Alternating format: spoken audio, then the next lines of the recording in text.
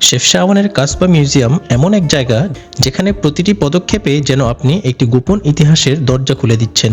1500 শতকে নির্মিত এই দুর্গটি শুধু শহর রক্ষার জন্য ছিল না, এটি ছিল গুপ্ত বৈঠক, সামরিক পরিকল্পনা এবং আন্দালুসীয় শরণার্থীদের প্রথম আশ্রয়স্থল। কাসবার দেয়ালে আজও দেখা যায় অস্ত্রশস্ত্রের দাগ, যা প্রমাণ করে পর্তুগিজ আক্রমণ থেকে শহর রক্ষার তীব্র লড়াইয়ের ইতিহাস। ভেতরের ঘরগুলিতে সংরক্ষিত আছে 1600-1700 শতকের দুর্লভ পাণ্ডুলিপি, যেখানে সেই সময়ের ধর্মতত্ত্ব, বিজ্ঞান ও দর্শনের চিহ্ন পাওয়া যায়। কাসবার সবচেয়ে রোমাঞ্চকর অংশ হলো এর টাওয়ার। এটিই ছিল শত্রু নজরদারির প্রধান পয়েন্ট। আজও সেখানে দাঁড়ালে মনে হয় যেন আপনি কোনো প্রাচীন সেনাপতির চোখ দিয়ে নীল শহরটিকে পর্যবেক্ষণ করছেন।